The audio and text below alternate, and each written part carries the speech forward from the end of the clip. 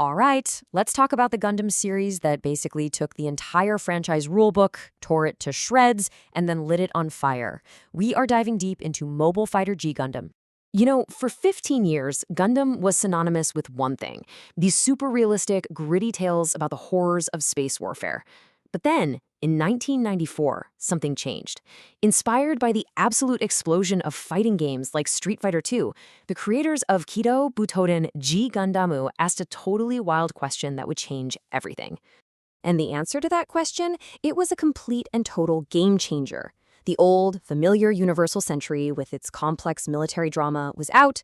In its place, we got the Future Century and the Gundam Fight, this incredible high-stakes tournament where nations settle all their problems with epic one-on-one giant robot duels. So how in the world does this all work?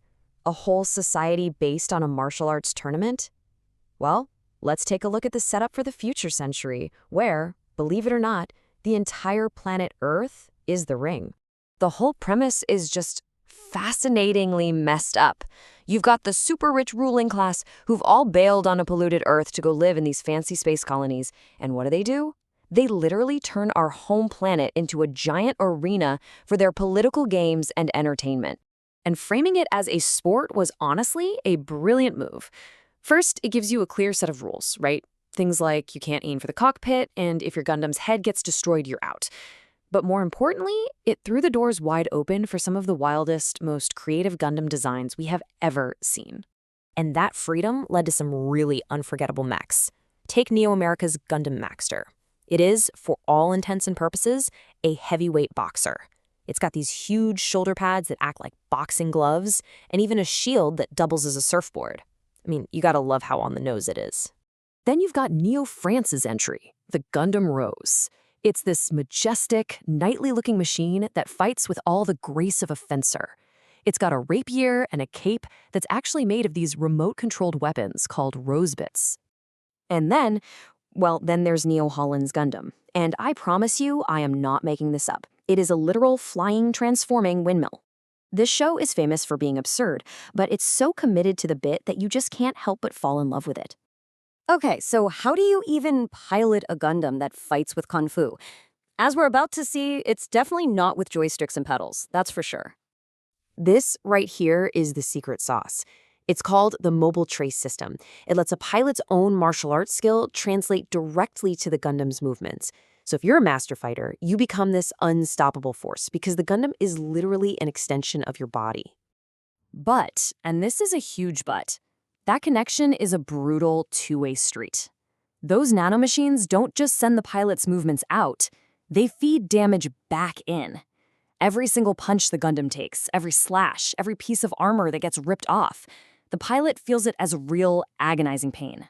So this system pushes fighters right to their absolute limits, both physically and emotionally. And that raw emotion can actually unlock powered-up states like the super mode, where the Gundam starts to glow and transform. This whole idea of a mid-battle power-up, another G Gundam first that became a total staple for the franchise. But you know, under all the hot-blooded action of the tournament, there is a much darker and more complicated story going on.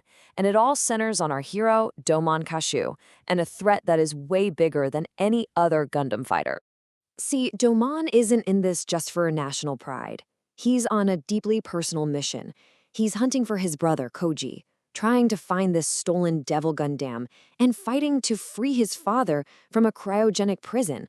His battle is fueled by revenge and this desperate need to clear his family's name. And that Devil Gundam he's looking for, turns out it wasn't designed to be a weapon at all. Its original name was the Ultimate Gundam, and it was created by Damon's own father for one beautiful purpose: to heal the polluted, dying Earth. It was built around these three incredible abilities: self-regeneration, so it could heal itself; self-evolution, so it could adapt and improve; and self-proliferation, so it could spread its healing power across the entire planet. I mean, a machine that could heal itself, better itself, and multiply. What could possibly go wrong? Well, when the Ultimate Gundam crashed, its programming got damaged. It started its mission to fix the Earth, analyzing what caused all the destruction in the first place, and it came to a very cold, very logical, and absolutely terrifying conclusion. Yeah? The machine built to save the world decided that the only way to save it was to get rid of us. It's just this incredible commentary on how even the best intentions, when mixed with technology that gets out of control, can create an absolute monster. So let's recap. We have a windmill Gundam, kung fu masters yelling the names of their attacks, and a planet-saving robot that wants to commit genocide. So why on earth is this bizarre show considered a masterpiece by so many fans, even 30 years later?